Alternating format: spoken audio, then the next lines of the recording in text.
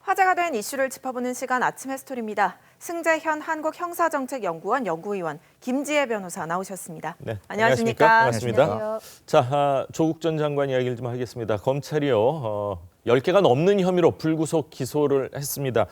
아직까지는 검찰이 바라보는 시각인데 어떤 혐의들입니까? 한 11개의 혐의가 나왔는데요. 저희들이 이제 좀 중요한 죄명 중심을 좀 살펴보면 뇌물을 수수했고 부정청탁방지법이라고 하죠. 김영란법 위반, 그리고 공직자윤리법 위반까지가 이제 새로 나와 있는 죄명들이고요. 기본적으로 이제 그 외에 위계에 의한 공무집행방해, 업무방해, 그다음에 증거 위조, 증거 조작에 대한 교사, 그리고 사문서 위조, 그다음에 위조된 사문서를 행사했고, 그다음 위조된 공문서를 행사했고 허위 공문서를 행사했다. 이렇게 해서 11개 죄명으로 공소장에는 적혀 있습니다. 네, 검찰은 또 조 전 장관 딸이 받은 장학금을 뇌물로 보고 있습니다. 조 전 장관 딸 장학금 관련 의혹은 지난해 법무부 장관 후보자의 청문회 때도 언급됐었습니다. 다시 한번 들어보겠습니다. 부산대 장학금 1,200만 원, 부산대 의대에서 주최하는 행사에서 그 교수님을 만난 적이 있다고 말씀을 하셨죠. 공개 행사에서 그렇습니다. 만났을 뿐입니다. 어떠한 김일성이나 김일성 대화가 불가능한 공개 대화입니다. 민정수석 조국의 딸이 아니었으면 받을 수 있었던 2천만 원입니까? 제가 민정수석 되기 전에 아니 그러니까 되고 나서도 선정된 받으셨잖아요. 사안입니다. 되고 나서도 받으셨잖아요. 성적이 나빴기 때문에 주는 면학장학금으로라고 부산대 역사상 성적이 나빴기 때문에 유급을 받았기 때문에 장학금을 지급한 사례는 있었습니까?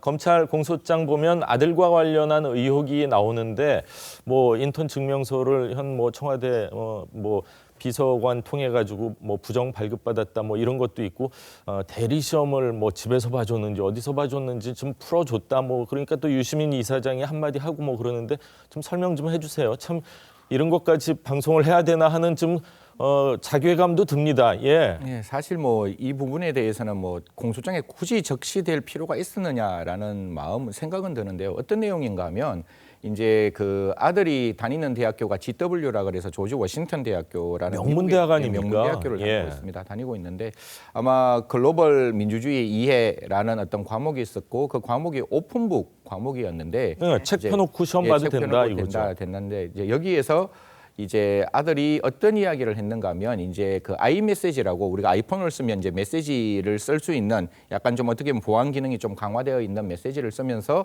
내가 시험을 친다 이렇게 얘기를 하니까 조국 전 장관이 난 준비되어 있다. 그다음에 문제를 10문제를 주니까 조국 전 장관과 이제 그 나와 있는 공소장의 내용으로는 정경심 교수가 같이 그 내용을 좀 살펴본 내용에 대해서 답변을 주니까 그 답변대로 아마 그 아들이 그 내용을 적었다. 그래서 학점을 A 학점을 받았다. 이렇게 나오는데요. 사실 저도 학교에서 학생들 시험 문제를 내고 시험 감독을 하고 오픈북도 해보지만 사실 오픈북의 기본적인 내용의 한계는 자기가 갖고 있는 지식을 찾아서 자기 스스로의 능력으로 하는 게 원칙입니다. 그런데 지금 같은 상황에서는 자기의 능력이 아니라 딴 사람의 능력을 빌어서 아마 그 문제를 풀었기 때문에 그 부분에 대해서는 윤리적, 도덕적 비난은 분명히 가능할 수 있다라고 생각합니다. 그래서 이런 부분이 한 번으로 그친 것이 아니라 두 번으로 늘어났고 한 달 뒤에 또 시험을 치는데 그때는 지금 나와 있는 공소장의 내용만으로는 아이폰 메시지는 좀 이렇게 가독성이 조금 떨어지니 이메일로 보내봐라 이렇게까지 나왔기 때문에 사실 이게 공소장이 안 나왔으면 아버지의 마음에 그럴 수도 있다라고 생각하는데 사실 나와 있는 입장을 바라보면 굳이 저렇게까지 했어야 하느냐에 대한 한쪽의 시각과 또 아버지나 어머니의 마음이면 아들이 그런 어떤 문제를 이야기하는데 같이 좀 상의할 수 있는 부분이 있지 않느냐. 유시민 이사장의 말씀대로 그런 내용들이 있는데 여러 가지 도덕적 윤리적 비난은 이렇게 있을 것이라고 생각을 합니다. 네, 윤리적 측면과 법적인 측면이 지금 또 이슈가 되고 있는 것 같습니다. 그런데 이 조 전 장관 부부가 시험 문제를 풀어준 것뿐 아니라 장학금 신청과 사유서 작성 같은 일도 대신 해줬던 걸로 알려졌는데 이거는 부모가 대신 해줄 수도 있는 거지만 문제는 지금 대학원 입시 과정에서 대학 때 받은 장학금이 얼마다 이렇게 썼는데 그 숫자가 부풀려졌다고요. 사실 이것도 참 방송 아침 1월 1일 날 굳이 이런 이야기를 저희들이 해야 되나 싶기는 한데 예. 나와 있는 공수장 내용이니까 그냥 그대로 말씀을 드리겠습니다.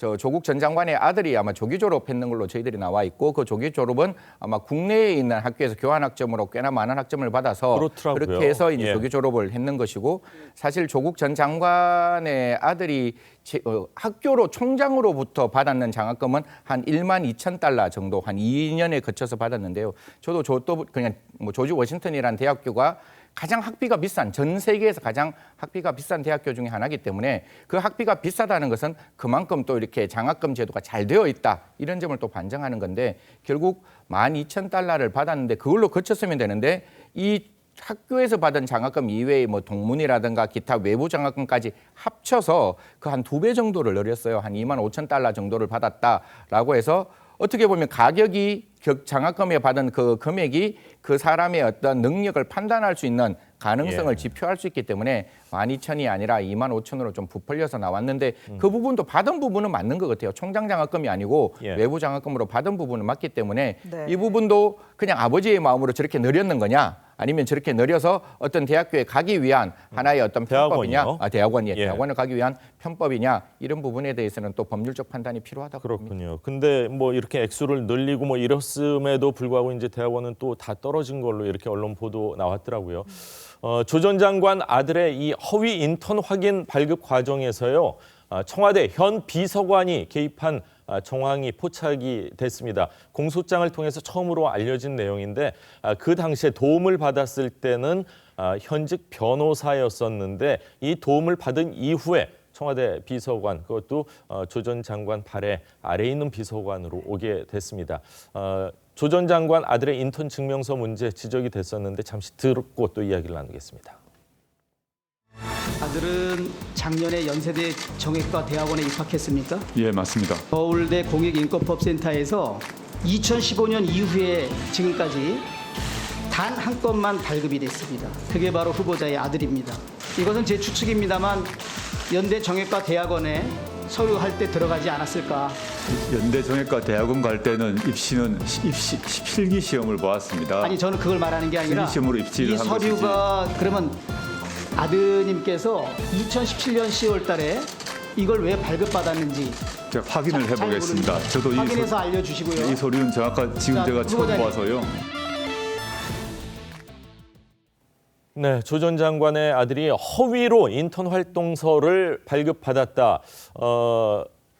이거는 사실 뭐 어디에 더 좋은 곳에 뭐 진학을 하거나 뭐 회사에 입사를 하거나 이렇게 됐을 때 허위로 작성하면은 그거는 입학이건 입사가 다 취소되는 중요한 일 아닌가 하는 생각도 듭니다. 예, 그렇습니다. 지금 허위의 인턴 활동 증명서, 그러니까 인턴 활동 증명서 자체가 일단 2장이 있는데요. 하나는 2017년 10월에 작성된 것이고, 그다음에 또 하나는 2018년 10월에 작성이 된 거예요. 근데 2017년 10월에 작성된 것은 이제 비록 정경심 교수가 이제 먼저 좀 인턴 활동 증명서를 발급해 달라라고 부탁을 했고, 그 예. 자세한 내용까지 써서 이메일로 보낸 그런 정황이 있기는 하지만 어쨌든 이 최강욱 비서관이 확인을 하고 본인의 도장을 찍어서 정당하게 발급된 것으로 그렇게 보이긴 합니다. 그 일단은 당시에는 변호사 사무실에 있었던 변호사 신분이었죠. 예, 그렇죠. 법무법인에 재직 중이었는데 그 법무법인 명의에 그리고 담당 변호사 최강욱 아마 이렇게 해가지고 인턴 활동 증명서가 나온 것 같아요.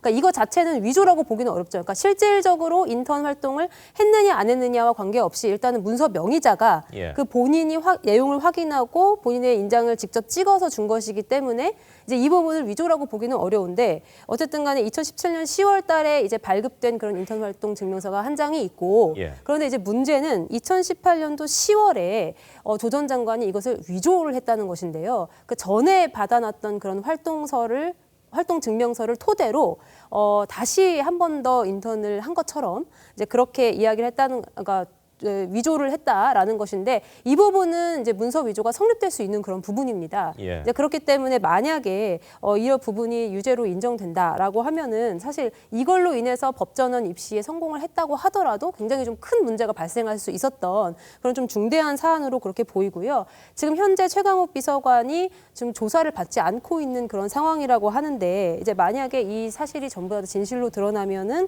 업무방해에 공범이 될 그런 확률도 있기 그렇네요. 때문에 예, 이 부분에 대해서는 조금 더 이제 뭐 직무유기 혐의라든지 등이 검토될 예정으로 보입니다. 일단은 뭐 조사를 받아봐야지 실제로 인턴을 했는지 안 했는지 네. 뭐 진위 여부가 확인될 것 같습니다. 네, 그런데 지금 검찰 출석 요구에 불응하고 있다고 맞습니다. 또 언론 보도가 나오고 있습니다.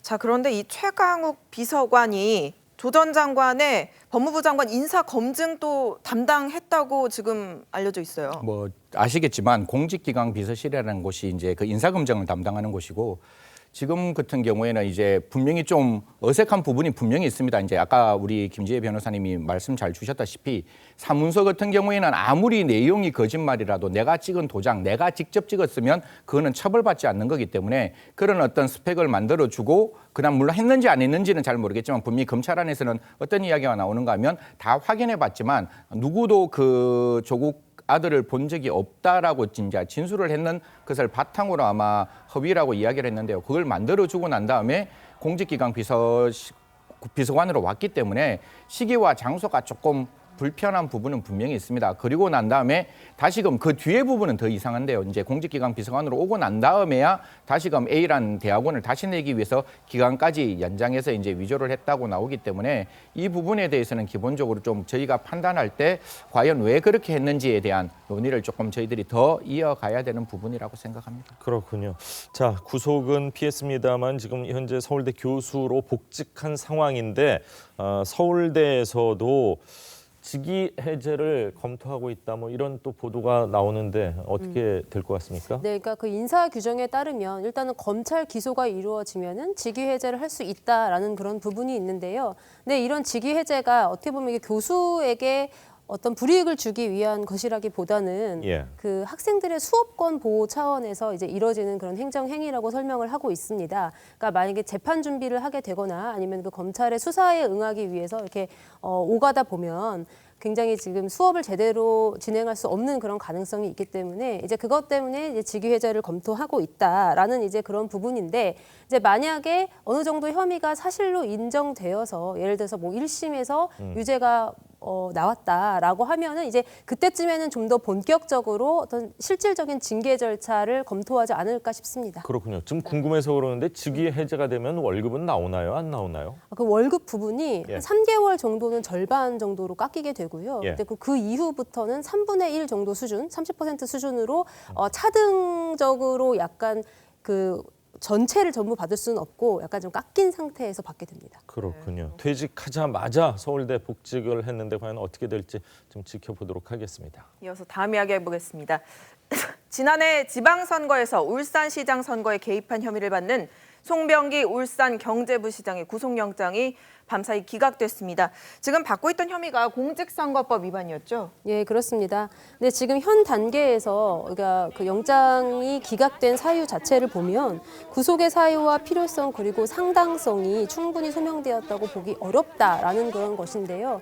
사실 약간 의문이 있었던 게 그 당시에 어떤 그런 첩보를 제공할 때의 그 신분이 공무원 신분이 아니라 민간인 신분이었어요. 그렇죠. 예, 그렇기 때문에 이제 이런 부분에 대한 어떤 제대로 된 그런 검찰의 소명이 없었던 것 아닌가라는 좀 생각이 드는데 이제 특히 이제 그 부분 있잖아요. 그 피해자와 해당 그 공무원의 주요 범죄 공모, 그러니까 과연 공모를 한 것이냐, 이제 이 부분에 대한 어떤 소명도 조금 부족했던 것으로 보인다라는 것이 이제 영장 기각 사유로 적시가 되어 있습니다. 그리고 게다가 이제 다른 주요 관련자들 있잖아요. 그래서 어떻게 보면은 만약에 선거 개입이라는 것이 실제로 있었다고 하면은 사실 송병기 부시장이 중추적인 역할을 했다고 담당하기는 그게 이야기하기는 조금 어려운 그런 사정이 있지 않나라는 그런 부분 때문에 아무래도 종합적으로 좀 고려한 것으로 보이고 특히나 이 공직선거법 위반 같은 경우에는 그 공소시효의 문제도 있습니다. 6개월이지 않습니까? 예, 그렇죠. 이 부분이 굉장히 좀 크게 걸리기 때문에 아마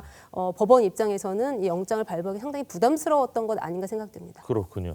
일반인인 같은 경우에는 6개월이지만 공무원이면 또 10년으로 나더라고요. 그러니까 공무원하고 어떤 같이 하게 되면은 이 6개월이 송병기 부시장 같은 경우는 일반인이었지만 준 공무원으로 늘어난다. 뭐 이런 법은 또 없을 것 같다는 생각도 들고요. 저희들이 이제 이 부분 때문에 이제 그 사실 공직 그 선거법 해설집도 있습니다. 그래서 저희들이 좀 찾아를 봤는데요. 예. 사실 이 부분이 어떻게 됐는가 하면 지금 이제 청와대에 있는 여러 인사들은 분명히 공무원이 맞습니다. 공무원이 맞기 때문에 이 사람들이 만약 범죄를 저지르면 10년이 되는 거는 맞아요. 근데 268조 3항에 보면 이 죄를 저지른 자, 죄를 저지른 그 사람들은 10년으로 늘어났고 그러면 공무원들은 당연히 10년이 늘어난 범죄고 그 10년이 늘어난 범죄에 송병기 울산 부시장이 가담했기 때문에 그 가담한 부시장에까지 그 송병기 부시장에까지 10년으로 늘어난다. 이게 사실 공직 그 선거법 해설집에는 그렇게 나와. 전체적인 취지가 10년으로 늘어난다고 봐야 되나요? 그렇죠. A라는 사람이 공무원이 10년을 범죄를 저질렀고 예. 그 저지른 범죄에 만약 민간인이 가담하면 가담했는 경우는 10년이 늘어난다는 쪽으로 그렇게 이제 해설집에 나와 있는데 그렇습니까? 그게 이제 법원의 입장에서는 아직 판례가 없는 거기 때문에 저는 만약에 제가 판사라 할지라도 그 부분은 되게 고민이 됐을 것 같습니다. 만약에 이게 다툼의 여지가 있는데 정말로 공소시효가 완성되었는데 구속을 했다. 이거는 굉장히 심각한 나중에 인권 침해 문제가 발생하는 거기 때문에 아마 이 부분은 본안에서 즉 재판에서 다투고 만약 재판에서 다투어서 송병기 부시장에 대해서 공소시효가 완성 안 되었고 이 어떤 선거 관련 부분에 대한 혐의가 입증된다면 법원의 입장에서는 보통 하는 게 그 재판을 하는 과정 속에서 법정 구속도 하는 거기 때문에 지금 같은 경우에는 검찰도 조금 더 신중하게 이 공소시효에 대해서 다툼이 있는 부분을 조금 더 명확하게 밝혔어야 하는 것이고 만약에 그게 지금 장점이 문제가 되어 있다면 그 쟁점은 본안에 들어가서 이 부분을 다투어야 된다고 생각합니다. 그렇군요. 이번 사건을 통해서 뭐 일반인 공무원과의 뭐 공모 관계에 대한 새로운 판례가 생길 수도 필요하다고 있겠다. 생각합니다. 예, 이런 생각이 듭니다. 자, 오늘 두 분 말씀은 여기까지 듣겠습니다. 감사합니다. 고맙습니다.